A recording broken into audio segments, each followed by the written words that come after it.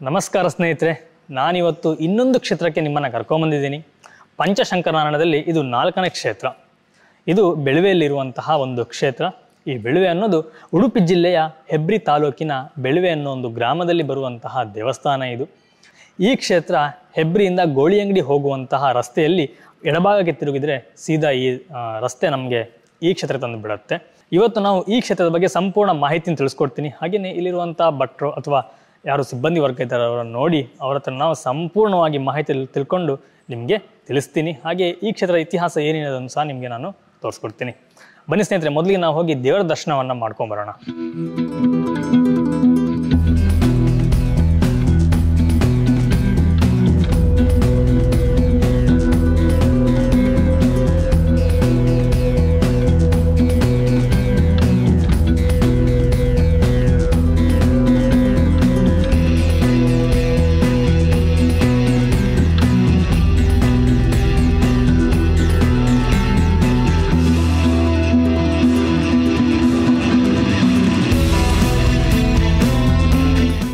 ಸ್ನೇಹಿತರೆ, ನಮಗೆ ಈ ದೇವಸ್ಥಾನದ ಇತಿಹಾಸವನ್ನು ತಿಳಿಸ್ಕೊಡ್ಲಿಕ್ಕೆ ಹಾಗೆ ಇಲ್ಲಿಯ ಪುರಾಣ ಕಥೆಯನ್ನು ತಿಳಿಸ್ಕೊಡ್ಲಿಕ್ಕೆ ಈ ಕ್ಷೇತ್ರದ ಭಟ್ರಿದ್ದಾರೆ. ಅವ್ರ ಜೊತೆ ನಾವು ಮಾತಾಡಿ ಈ ಕ್ಷೇತ್ರದ ಬಗ್ಗೆ ಸಂಪೂರ್ಣವಾಗಿ ಮಾಹಿತಿಯನ್ನು ತಿಳಿಯೋಣ. ಭಟ್ರೆ ನಮಸ್ಕಾರ. ನಮಸ್ತೆ. ಭಟ್ರೆ ತಮ್ಮ ಹೆಸರು? ರಾಜೇಂದ್ರ ಐತಾಳ ಅಂತ ನನ್ನ ಹೆಸರು. ಭಟ್ರೆ ನಂಗೆ ಸ್ವಲ್ಪ ಈ ಕ್ಷೇತ್ರದ ಬಗ್ಗೆ ತಿಳಿಸ್ಕೊಡಿ. ಯಾಕಂದ್ರೆ ಪಂಚಕ್ಷೇತ್ರದಲ್ಲಿ ನಾವೀಗ 4ನೇ ಕ್ಷೇತ್ರಕ್ಕೆ ಬಂದಿದ್ದೇವೆ. ಹಾಗೆ ನನಗೆ ಸ್ವಲ್ಪ ಈ ಕ್ಷೇತ್ರದ ಬಗ್ಗೆ ಮಾಹಿತಿ ಬೇಕು. ಇದರ ಪುರಾಣ ಕಥೆ ಏನಾದಿದ್ರೆ ಸ್ವಲ್ಪ ಹೇಳಿಕೊಡಿ. ಪಂಚ ಶಂಕರನಾರಾಯಣ ಕ್ಷೇತ್ರದಲ್ಲಿ ಇದು ಸಹ ಒಂದು ಕ್ಷೇತ್ರವಾಗಿರ್ತದೆ. ಇದು ಬಿಲ್ವಪುರ ಅಂತ ಹೇಳಿ ಇಲ್ಲಿನ ಹೆಸರು ಮೊದಲಾಗಿದೆ. ನಂತರ ರಾಜನ ಕಾಲದಲ್ಲಿ ಇರೋ ಹೆಸರು ಅಂತ ಹೇಳಿದ್ರೆ ಬಿಲ್ವಪುರ ಅಂತ ಹೇಳಿ, ಅನಂತರ ಆಡು ಭಾಷೆಯಲ್ಲಿ ಇಲ್ಲಿಗೆ ಬೆಳವೆ ಅಂತ ಹೆಸರು ಬಂತು. ಯಾಕೆ ಕೇಳಿದ್ರೆ ಪಂಚ ಶಂಕರನಾರಾಯಣದಲ್ಲಿ ಏನು 5 ಶಂಕರನಾರಾಯಣ ಇದೆ, ಅದಕ್ಕೆಲ್ಲದಕ್ಕೂ ಒಂದೇ ಕಥೆ ಇರುವಂತಹದ್ದು. ನಾವು ಕಥೆಯನ್ನು ವ್ಯತ್ಯಾಸ ಮಾಡ್ಲಿಕ್ಕೆ ಸಾಧ್ಯ ಇಲ್ಲ. ಎಲ್ಲ ಒಬ್ಬ ಖರ ಮತ್ತು ರಟ್ಟಾಸುರ ಅನ್ನುವಂತ ಇಬ್ಬರು ರಾಕ್ಷಸರು. ಅವರ ಉಪಟಳ ಹೆಚ್ಚಾದವಾಗ 5 ಜನ ಮುನಿಗಳು ಒಂದೊಂದು ಕಡೆಯಲ್ಲಿ ಕುಳಿತು ತಪಸ್ಸನ್ನು ಆಚರಿಸ್ತಾರೆ. ಯಾಕೆ ಕೇಳಿದ್ರೆ ಅವನ ವರ ಕೇಳಿರುವುದು ಏನ್ ಕೇಳಿದ್ರೆ ಖರರಟ್ಟಾಸುರರು ಎಲ್ಲಿ 5 ಶಂಕರನಾರಾಯಣರು ಎಲ್ಲಿ ಉದ್ಭವವಾಗಿ ಬಂದು ತನ್ನ ಸಂಹಾರ ಮಾಡ್ತಾರೆ ಅಲ್ಲಿ ನನ್ನ ಮಟ್ಟ ಆಗ್ತದೆ ಅನ್ನೋ ತನ್ನ ಒಂದು ಆಸುರಿ ಶಕ್ತಿಯನ್ನು ಕಳೆದುಕೊಳ್ಳುತ್ತೇನೆ ಅಂತೇಳಿ ಅವನು ಒಡ ಪಡೆದಿರುವುದು. ಅದಕ್ಕೋಸ್ಕರವಾಗಿ 5 ಕಡೆಯಲ್ಲಿ ಋಷಿಮುನಿಗಳು ತಪಸ್ಸನ್ನು ಆಚರಿಸ್ತಾರೆ. ಅದೇ ರೀತಿಯಲ್ಲಿ ಇದಕ್ಕೆ ಬಿಲ್ವಪುರದಲ್ಲಿ ಆಚರಿಸುವಂತಹ ಋಷಿ ಹೆಸರು ಜಮದಗ್ನಿ ಅಂತ. ಆತ ತಪಸ್ಸನ್ನು ಆಚರಿಸ್ತಾನೆ. 5 ಕಡೆಯಲ್ಲಿ ಒಟ್ಟಿಗೆ ಶಂಕರನಾರಾಯಣರು ಉದ್ಭವವಾಗ್ತದೆ. ಆನಂತರ ಖರ ಮತ್ತು ರಟ್ಟಾಸುರರನ್ನು ದಮನ ಮಾಡ್ತಾರೆ. ಖರ ಅನ್ನುವಂಥದ್ದು ಆ ಅಸುರನ ಆಸ್ಥಾನ ಅನ್ನುವಂಥದ್ದು ಅಮಾಸ ಬೈಲ್ ಹತ್ರ ಸಂಪೂರ್ಣ ಅಜೀರ್ಣಗೊಂಡಂಥ ಸ್ಥಿತಿಯಲ್ಲಿ ಈಗಲೂ ಇದೆ. ರಟ್ಟೇಶ್ವರ ಅನ್ನುವಂಥ ಆರಾಧನಾ ಕ್ಷೇತ್ರ ಅಲ್ಲೇ ಅಮಾಸ ಬೈಲ ಸಮೀಪದಲ್ಲಿ ರಟ್ಟಾಡಿ ಅಂತ ಅಲ್ಲಿ ಈಗಲೂ ಅದರ ಪ್ರಸಿದ್ಧವಾದಂಥ ಕ್ಷೇತ್ರ ಅಲ್ಲಿ ಇದೆ. ಅಂತಹ ಖರರಟ್ಟಾಸುರನನ್ನು ಸಂಹಾರ ಮಾಡಿದ್ರ ಮೇಲೆ ದೇವರು ಸಹಜವಾಗಿ ಎಲ್ಲ ಜನರು ಕೇಳುವ ಹಾಗೆ ಋಷಿಗಳು ಕೇಳ್ತಾರೆ ಮುಂದೆ ಹೇಗೆ ಅಂತೇಳಿ.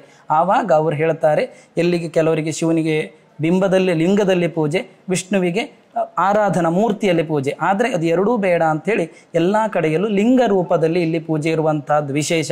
ಬೇರೆ 4 ಕಡೆಯಲ್ಲಿ ಈಶ್ವರ ಮತ್ತೆ ವಿಷ್ಣು ಅನ್ನುವಂಥ ಬೇರೆ ಬೇರೆ ಸಾನ್ನಿಧ್ಯ ಇದ್ರು ಪೂಜೆ ಎನ್ನುವಂಥದ್ದು ಶಂಕರನಾರಾಯಣನೇ ಹೊರತು ಶಿವಪ್ರಧಾನ ವಿಷ್ಣು ಪ್ರಧಾನ ಅಂತ ಎಲ್ಲೂ ಇಲ್ಲ. ಇಬ್ಬರು ಒಂದೇ ಮೂರ್ತಿ ಆರಾಧನೆ ಮಾಡುವಂತಹದ್ದು. ನಮ್ಮಲ್ಲಿ ಒಂದೇ ಲಿಂಗದಲ್ಲಿ 2 ರೂಪವನ್ನು ಕಲ್ಪನೆ ಮಾಡಿ ಅಂತ ಹೇಳಿದ್ರೆ ಶಂಕರನಾರಾಯಣರ ಭೇದ ಇಲ್ಲ. ಶಂಕರನಾರಾಯಣರು ಒಂದೇ ದೇಹ, ಅದಕ್ಕೆ ಪೂಜೆ ಮಾಡುವಂತಹದ್ದು ಇಲ್ಲಿನ ಇತಿಹಾಸ. ಇಲ್ಲಿ ಶಿವಲಿಂಗ ಅನ್ನುವಂತಹದ್ದು ಬೆಳೀತಾ ಇತ್ತಂತೆ. ಅದಕ್ಕೋಸ್ಕರವಾಗಿ ಈ ಊರುವಿಗೆ ಬೆಳವೆ ಅಂತ ಹೆಸರು ಬಂತು. ಬೆಳವೆ ಅಂತ ಹೆಸರು ಬರಲಿಕ್ಕೆ ಕಾರಣ ಅದು. ಎಲ್ಲಾ ಕಡೆಯಲ್ಲಿ ನೀವು ನೋಡಿರ್ಬಹುದು ಅಷ್ಟಬಂಧವನ್ನು ಹಾಕ್ತಾರೆ ಎಲ್ಲಾ ಕಡೆಯಲ್ಲಿ ದೇವಸ್ಥಾನಕ್ಕೆ. ಆದರೆ ಈ ಪಂಚಶಂಕರನಾರಾಯಣದಲ್ಲಿ ಎಲ್ಲಾ ದೇವಸ್ಥಾನದಲ್ಲಿಯೂ ಸಹ ಅಷ್ಟಬಂಧ ಅನ್ನುವಂತಹದ್ದಿಲ್ಲ. ಮಣ್ಣಿನ ಅಷ್ಟಬಂಧವನ್ನೇ ಹಾಕುವಂತಹದ್ದು ಇಲ್ಲಿನ ವಿಶೇಷ. ಈ ದೇವಸ್ಥಾನ ಅನ್ನುವಂತಹದ್ದು ಎಲ್ಲ ಒಟ್ಟಿಗೆ ಅಂತ ಹೇಳಿದ್ರೆ 5 ಶಂಕರನಾರಾಯಣ ಒಂದು ದಿವಸ ಯಾರು ಯಾತ್ರೆಯನ್ನು ಮಾಡ್ತಾರೆ ಅಂತ ಹೇಳಿದ್ರೆ ಶಿವರಾತ್ರಿ ದಿವಸ ಮಾಡ್ತಾರೆ. ಹೆಚ್ಚಿನದಾದಂಥ ಗಂಗಾ ಸ್ನಾನದ ಫಲ, ವಿಶ್ವೇಶ್ವರನ ಫಲ ಸಿಗ್ತದೆ, ದರ್ಶನ ಮಾಡಿದಂತಹ ಫಲ ಸಿಗ್ತದೆ ಎನ್ನುವಂತಹದ್ದು ಪುರಾಣದಲ್ಲಿ ಬರುವಂತಹ ಮಾತು. ಅದೇ ರೀತಿಯಲ್ಲಿ ಇಲ್ಲಿ ವಿಶೇಷವಾಗಿ ಶಿವರಾತ್ರಿ ಎನ್ನುವಂತಹದ್ದು ತುಂಬಾ ವಿಶೇಷವಾಗಿ ನಡೀತದೆ. ಅನಂತರ ಕಾರ್ತೀಕ ಮಾಸದ ಅಮಾವಾಸ್ಯೆಯ ದಿವಸ ದೀಪೋತ್ಸವ ನಡೀತದೆ. ಅನಂತರ ಮತ್ತೆ ವಿಶೇಷವಾಗಿ ಚೈತ್ರ ಪೂರ್ಣಿಮೆಯಂದು ಶಂಕರನಾರಾಯಣಿಗೆ ಬ್ರಹ್ಮ ರಥೋತ್ಸವ ನಡೀತದೆ. ಅನಂತರ ಅದರ ಮಾರನೇ ದಿವಸ ಅಮ್ಮನವರಿಗೆ ಗೆಂಡ ನೆಡೆಯುವಂತಹದ್ದು ಇತ್ಯಾದಿ ಹಿಂದಿನಿಂದ ನಡೆದುಕೊಂಡು ಬಂದಿರುವಂಥ ಒಂದು ಸಂಪ್ರದಾಯ. ಅನಂತರ ಕದಿರು ಕೊಟ್ಟುವಂತಹದ್ದು ಇತ್ಯಾದಿ ಅಂತ ಒಂದು ಕೆಲವೊಂದು ಉತ್ಸವಗಳು ದೇವಸ್ಥಾನದಲ್ಲಿ ಕಟ್ಟುಕಟ್ಟಳೆಯಾಗಿ ನಡೀತಾ ಬರ್ತಾ ಇದೆ. ಊರವರ ಹಾಗೆ ಎಲ್ಲವರ ಸಹಕಾರದಿಂದ, ಆಡಳಿತ ಮೊಕ್ತೇಸರರ ಸಹಕಾರದಿಂದ ನಡೀತಾ ಇದೆ. ಇಲ್ಲಿ ದೇವಸ್ಥಾನದಲ್ಲಿ 3 ಹೊತ್ತು ಪೂಜೆ, ಬೆಳಿಗ್ಗೆಯ ಪೂಜೆ, ಮಧ್ಯಾಹ್ನದ ಪೂಜೆ, ಸಂಜೆಯ ಪೂಜೆ. ಬೆಳಿಗ್ಗೆಯ ಪೂಜೆ 6:30ಯಿಂದ 7:30ಯ ತನಕ, ಮಧ್ಯಾಹ್ನದ ಪೂಜೆ 12ರಿಂದ 1 ಗಂಟೆಯ ತನಕ, ಅನಂತರ ಸಂಜೆಯ ಪೂಜೆ ಅನ್ನುವಂತಹದ್ದು ಪುನಃ 6:30ಯಿಂದ 7:30ಯ ತನಕ ನಡೀತದೆ.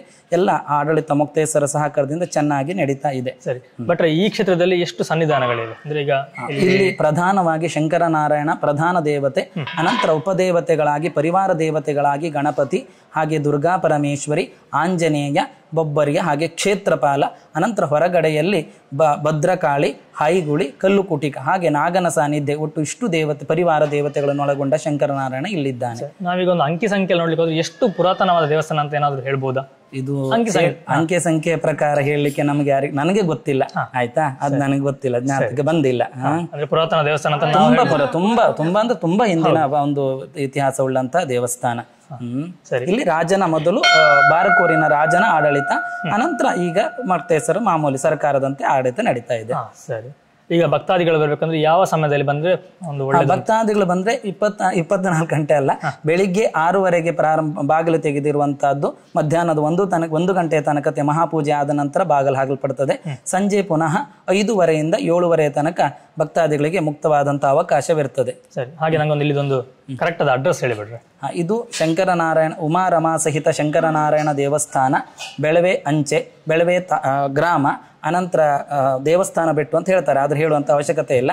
ಕುಂದಾಪುರ ಹೆಬ್ರಿ ತಾಲೂಕು, ಉಡುಪಿ ಜಿಲ್ಲೆ. ನನಗೆ ಇಲ್ಲಿ ಬರುವ ಒಂದು ಮಾರ್ಗವನ್ನು ಹೇಳಿ. ಇಲ್ಲಿಗೆ ನೀವು ಹೆಬ್ರಿಯಿಂದ ಬರುವುದಂತಾದ್ರೆ ಸಮೀಪದ ಒಂದು ಮಹತ್ತಾದಂಥ ದೊಡ್ಡ ಕ್ಷೇತ್ರ ಅನ್ನುವಂಥದ್ದು ಹೆಬ್ರಿಯಿಂದ ಬರುವುದಾದ್ರೆ ಹೆಬ್ರಿ, ಬೇಳಂಜೆ, ಅಲಬಾಡಿಯಿಂದ ಒಂದು ಅರ್ಧ ಕಿಲೋಮೀಟರ್ ಮುಂದೆ ಬಂದ ತಕ್ಷಣ ರಾಜ್ಯ ಹೆದ್ದಾರಿಯಲ್ಲಿ ಎಡಗಡೆಗೆ ಬೋರ್ಡ್ ಅನ್ನು ಹಾಕಿದ್ದೇವೆ, ಶಂಕರನಾರಾಯಣ ದೇವಸ್ಥಾನಕ್ಕೆ ಹೋಗೋ ಮಾರ್ಗ ಅಂತ ಹೇಳಿ. ಅದರಲ್ಲಿ ಬಂದು 1 ಕಿಲೋಮೀಟರ್ ಬಂದಾವಾಗ ಎಡಗಡೆಯಲ್ಲಿ ನಿಮಗೆ ಶಂಕರನಾರಾಯಣ ದೇವಸ್ಥಾನ ಗೋಚರಿಸ್ತದೆ. ಅದೇ ಹಾಲಾಡಿ ಮಾರ್ಗವಾಗಿ ಬರುವುದಾದ್ರೆ ಹಾಲಾಡಿಯಿಂದ 12 ಕಿಲೋಮೀಟರ್ ಗೋಳಿಯಂಗಡಿಯಲ್ಲಿಯೂ ಸಹ ಆಗುಂಬೆಯ ರಾಜ್ಯ ಹೆದ್ದಾರಿ, ಅದರಲ್ಲಿ ಬಂದಾವಾಗ ಗೋಳಿಯಂಗಡಿಯಿಂದ 4 ಕಿಲೋಮೀಟರ್ ಮುಂದೆ ಬಂದಾವಾಗ ಬಲಗಡೆಗೆ ಶಂಕರನಾರಾಯಣಕ್ಕೆ ಹೋಗುವಂತಹ ಮಾರ್ಗ ಅಂತ ಬೋರ್ಡನ್ನು ಹಾಕಿದ್ದೇವೆ. ಅದರಲ್ಲಿ ಬಂದರೆ 1 ಕಿಲೋಮೀಟರ್ ಅಲ್ಲಿ ದೇವಸ್ಥಾನ ರಸ್ತೆಯ ಎಡಭಾಗದಲ್ಲಿ ನಿಮಗೆಲ್ಲರಿಗೂ ಗೋಚರಕ್ಕೆ ಸಿಗ್ತದೆ. ಹಾಗೆ ಯಾವುದೇ ಕ್ಷೇತ್ರಕ್ಕೆ ಹೋದ್ರೂ ಒಂದು ವಿಶೇಷ ಹರಕೆ ಅಂತ ಇರುತ್ತೆ. ಇಲ್ಲಿ ವಿಶೇಷ ಹರಕೆ ಏನು? ಇಲ್ಲಿ ತುಂಬಾ ವಿಶೇಷ ಅಂತ ಹೇಳಿದ್ರೆ ಮಕ್ಕಳಾಗದೇ ಇರುವವರು ತುಂಬಾ ಜನ ಬರ್ತಾರೆ ಇಲ್ಲಿ. ಅದಕ್ಕೋಸ್ಕರವಾಗಿ ಅನ್ನದಾನವನ್ನು ಮಾಡಿಕೊಂಡು ಬಂದವರು ಇದ್ದಾರೆ. ಸಂತಾನ ಅಪೇಕ್ಷೆ ಉಳ್ಳವರು ತುಂಬಾ ಜನ ಇಲ್ಲಿ ಬಂದು ಇಲ್ಲಿನ ಒಂದು ಅನುಗ್ರಹದಿಂದ ಸಂತಾನ ಪಡೆದವರು ಹಾಗೆ ಮದುವೆ ಆದವರು ತುಂಬಾ ಜನ ಇಲ್ಲಿ ಇದ್ದಾರೆ. ಸರಿ, ತುಂಬಾ ಮಾಹಿತಿನ ತಿಳಿಸ್ಕೊಟ್ರಿ. ನಿಮ್ಗೆ ಅನಂತ ಧನ್ಯವಾದಗಳು. ಧನ್ಯವಾದಗಳು ತಮಗೂ ಸಹ.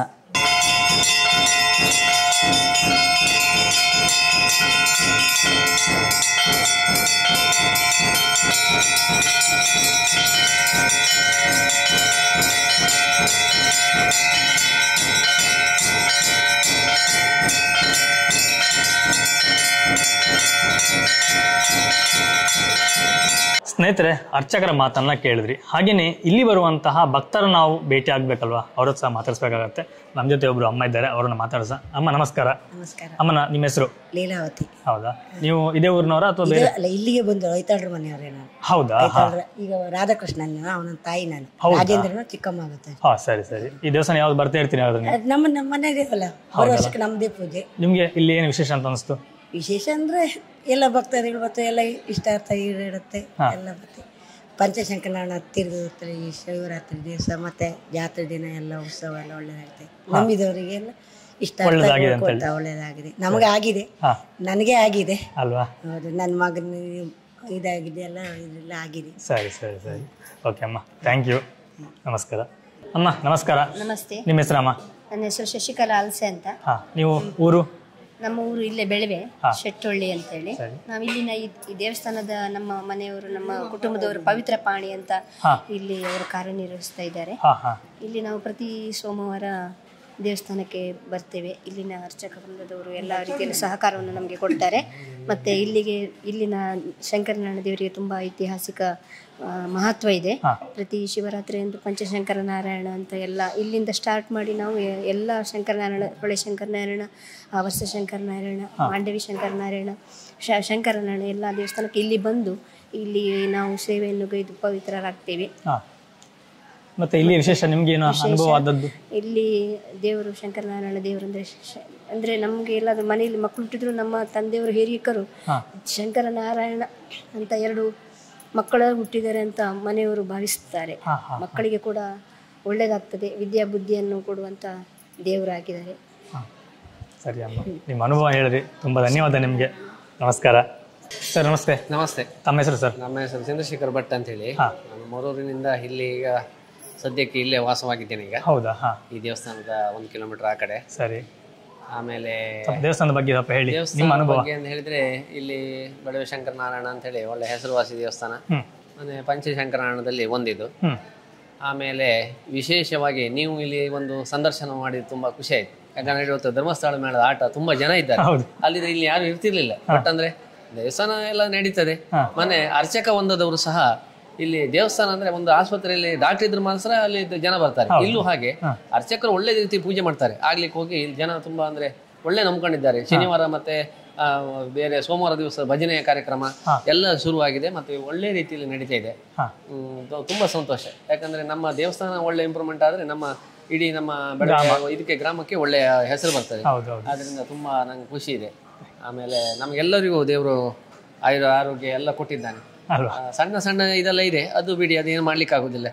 ಎಲ್ಲ ಊರಿನಲ್ಲಿ ಅದು ಫಾಲ್ಟ್ ಇರ್ತದೆ, ಏನ್ ಮಾಡ್ಲಿಕ್ಕೆ ಆಗುದಿಲ್ಲ. ಆದ್ರಿಂದ ದೇವರು ಇನ್ನೂ ತುಂಬಾ ನಮ್ಮ ಬೆಳವೆ ಊರನ್ನ ಬೆಳಗಿಸಿ ನಮ್ಮನ್ನೆಲ್ಲ ಚೆಂದ ಕಾಣಿಸಿ ಆ ದೇವರು ಕೊಡ್ತಾರೆ. ನೀವು ಸಂದರ್ಶನ ಮಾಡಿದ ನಂಗೆ ತುಂಬಾ ಖುಷಿ ಆಯ್ತು. ನಿಮ್ಮ ಒಂದು ಇದನ್ನ ನಾನು ಮೆಚ್ಚಿಕೊಡ್ತೇನೆ. ನಮ್ಮ ಉದ್ದೇಶನೂ ಅಷ್ಟೇ, ನಮ್ಮಲ್ಲಿರುವಂತ ಹಲವಾರು ಕ್ಷೇತ್ರಗಳನ್ನು ಜನರಿಗೆ ತಲುಪಿಸುವಂತ ಕೆಲಸವನ್ನು ಮಾಡುವ ಅಂತ ಹೇಳಿ. ತುಂಬಾ ಸಂತೋಷ. ಇದು ಯಾರು ಮಾಡುವುದಿಲ್ಲ, ನೀವು ಅಷ್ಟು ಆಪರೇಷನ್ ಮಾಡ್ತಾ ಇದ್ದೀರಿ, ನಮ್ಗೆ ತುಂಬಾ ಸಂತೋಷ ಆಗಿದೆ. ನೀವು ಆಟ ಅಂದ್ರೆ ಎಂತ ಹರಕೆ ಆಟ? ಎಂತ ಹರಕೆ ಆಟ ಇದು. ಧರ್ಮಸ್ಥಳದಲ್ಲಿ ಒಬ್ರು ಹರಕೆ ಮಾಡಿದ್ದು ಇಲ್ಲ, ಹರಕೆ ಆಟ ಮಾಡ್ತಾ ಇದ್ದಾರೆ. ಮಹಾಮಂಗಳಾರತಿ ಎಲ್ಲ ಆಗ್ಲಿಲ್ಲ, ಅದಕ್ಕೆ ಉದ್ದೇಶ ನಾವು ನೋಡ್ಲಿಕ್ಕಾಗಿ ಬಂದದ್ದು. ಈಗ ಮಂಗಳಾರತಿ ಎಲ್ಲ ಆಗ್ತದೆ ಈಗ. ಇದಂದ್ರೆ ಧರ್ಮಸ್ಥಳ, ನಾವಿನ್ನು ಧರ್ಮಸ್ಥಳಕ್ಕೆ ಹೋಗ್ಬೇಕು. ಇಲ್ಲಿ ಕಾಣಿಕೆ ಡಬ್ಬ ಸಹ ಇಲ್ಲೇ ಇಟ್ಟಿದ್ದಾರೆ. ಅಲ್ಲಿ ಧರ್ಮಸ್ಥಳಕ್ಕೆ ಹೋಗ್ಬೋದು, ಇಲ್ಲೂ ಕಾಣಿಕೆಯನ್ನು ಹಾಕ್ಬೋದು. ಅಲ್ಲಿಗೆ ಹೋಗ್ತೇವೆ, ಅದು ಕತೆ ಬೇರೆ. ಇಲ್ಲಿ ನಮ್ಮ ಕಾಲ್ಬುಡದಲ್ಲಿ ದೇವರು ಬಂದಿರುವಾಗ ನಾವಿಲ್ಲಿ ಒಂದು ಊರಿನವ್ರು ಇಲ್ಲಿ ಇದ್ದೇವೆ ಅಂತ ಹೇಳಿದ್ರೆ ನಮ್ಗೆ ಅದಷ್ಟು ಖುಷಿ ಮತ್ತೆ ಯಾವ್ದಿಲ್ಲ. ಯಾರೇ ಆಡಿಸ್ತೀವಿ, ಆ ದೇವರು ಇಲ್ಲಿ ಬಂದಿದ್ದಾರಲ್ಲ, ಅದಕ್ಕೆ ನಾವು ಬೆಲೆ ಕೊಡ್ಬೇಕು, ಅದನ್ನ ಮರಿಬಾರ್ದು ಅಂತೇಳಿ ಆಸಕ್ತಿಯಿಂದ ಬಂದದ್ದು. Thank you sir. ಓಕೆ, ಸ್ನೇಹಿತರೆ, ಇದಿಷ್ಟು ಈ ಬೆಳವೆ ಶಂಕರನಾರಾಯಣ ಸ್ವಾಮಿಯ ಒಂದು ಇತಿಹಾಸವಾಗಿತ್ತು, ಹಾಗೆ ಈ ದೇವಸ್ಥಾನದ ವಿಶೇಷ ಆಗಿತ್ತು. ನಾವು ಇದೇ ರೀತಿಯ ಇನ್ನೊಂದು ಕ್ಷೇತ್ರದಲ್ಲಿ ನಿಮ್ಮನ್ನು ಕರ್ಕೊಂಡು ಹೋಗ್ತೀನಿ. ಅಲ್ಲಿರುವಂತಹ ಕ್ಷೇತ್ರದ ಬಗ್ಗೆ ಸಹ ನಿಮಗೆ ಇತಿಹಾಸವನ್ನು, ಅಲ್ಲಿರುವಂತಹ ಪೂಜಾ ಸಮಯಗಳನ್ನೆಲ್ಲ ತಿಳಿಸಿಕೊಡ್ತೇನೆ. ನಾವು ಇವತ್ತು ಈ ಪುಣ್ಯಕ್ಷೇತ್ರದ ದರ್ಶನವನ್ನು ಇಲ್ಲಿಗೆ ಮುಗಿಸಿ ನಾವು ಮುಂದಿನ ಕ್ಷೇತ್ರದತ್ತ ನಮ್ಮ ಪ್ರಯಾಣವನ್ನು ಬೆಳೆಸೋಣ. Thank you. ನಮಸ್ಕಾರ.